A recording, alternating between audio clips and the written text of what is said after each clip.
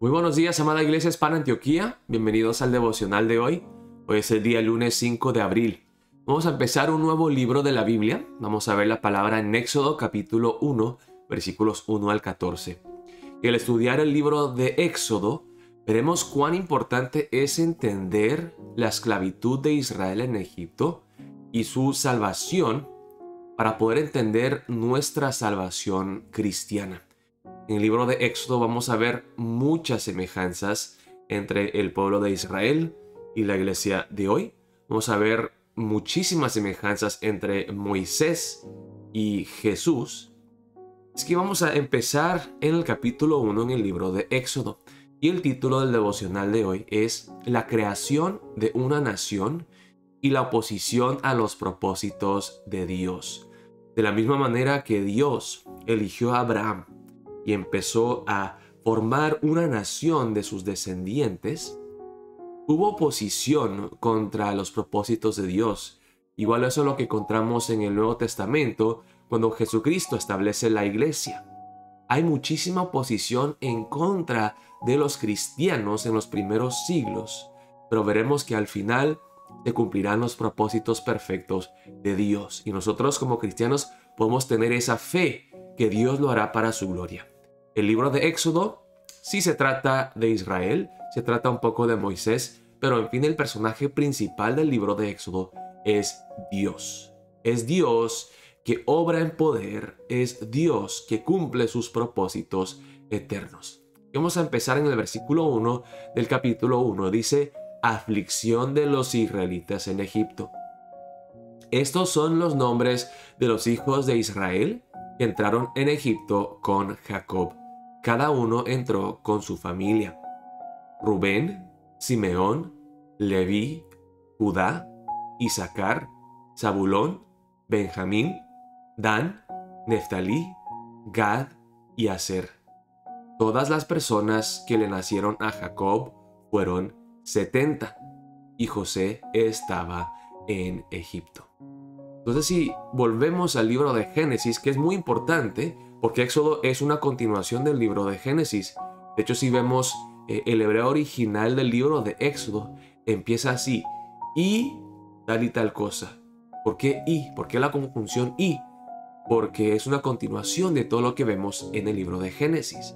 Las promesas que Dios hace a su pueblo, el pacto que Dios hace con Abraham, se está cumpliendo en el libro de Éxodo. Acuérdense de Génesis 12 cuando Dios eligió a Abraham y le prometió dos cosas principalmente. Le prometió que le daría una descendencia y una tierra para esa descendencia. Vemos entonces aquí cómo se va cumpliendo la promesa que Dios le hace a Abraham acerca de darle una gran descendencia. Empezamos con 12, los 12 hijos de Israel, pero veremos cómo se va creciendo esta nación. Eran solamente 70 en total.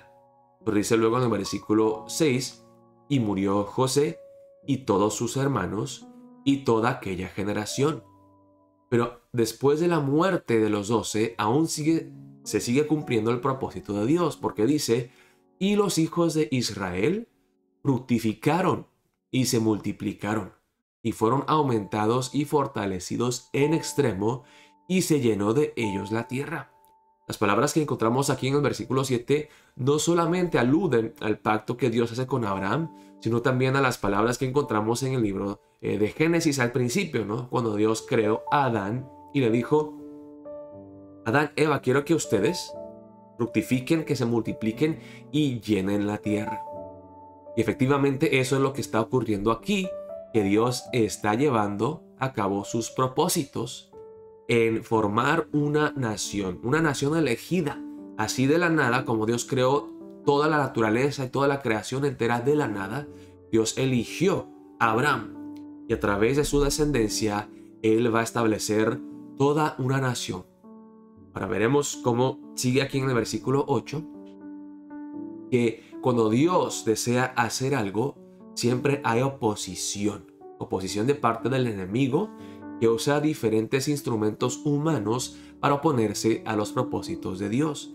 Dice en el versículo 8, entre tanto, se levantó sobre Egipto un nuevo rey que no conocía a José y dijo a su pueblo, He aquí, el pueblo de los hijos de Israel es mayor y más fuerte que nosotros. Ahora pues, seamos sabios para con él, para que no se multiplique, y acontezca que viniendo guerra, él también se una a nuestros enemigos y pelee contra nosotros y se vaya de la tierra. Quiero que veamos algo, hermanos. El libro de Éxodo es un libro histórico. Muchos leen el libro y dicen, no, pero hay tantas cosas milagrosas que no pueden ser, como el Éxodo mismo, como las 10 plagas. ¿Será cierto que se partió el Mar Rojo? ¿Por qué no encontramos evidencias físicas de algunas de estas cosas? Pero la Biblia, hermanos y hermanas, es una historia real y verdadera. Es una historia veraz. Es historia humana. No es un cuento, no es fantasía. Y vemos aquí, por ejemplo, algo que vemos hasta el día de hoy. El temor, la xenofobia, el racismo. Vemos como el nuevo faraón, que no conoce a José y todo lo bueno que hizo José para ayudar a Egipto, empieza a discriminar en contra de los judíos, de establecer una política en contra de los extranjeros, de los foráneos. Sigue la palabra en el versículo 11.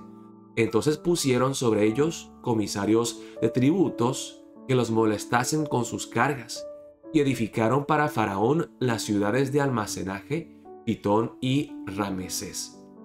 Pero cuanto más los oprimían, tanto más se multiplicaban y crecían, de manera que los egipcios temían a los hijos de Israel.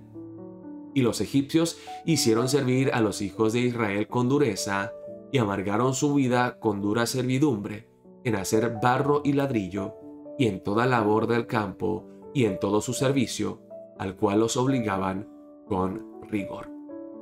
Entonces concluimos el pasaje de hoy con un maltrato severo de los israelitas. Vemos cómo el nuevo faraón y los egipcios, por temor al poder de Israel y el poder del Dios de Israel, empiezan a oprimir a los israelitas con labor intensa. Como vemos en el título del pasaje de hoy, Dios es el que confirma sus propósitos perfectos. Pero el hombre y Satanás siempre se opondrán a que se establezca el reino de Dios. Mientras seguimos leyendo el libro de Éxodo, veremos muchísimas semejanzas entre Israel y la iglesia. Veremos muchas semejanzas entre Jesús y Moisés. Veremos también que Jesús es el verdadero Israel. Veremos que Jesús estuvo en Egipto. Por un tiempo Dios lo sacó de Egipto. Jesús fue bautizado antes de empezar su ministerio.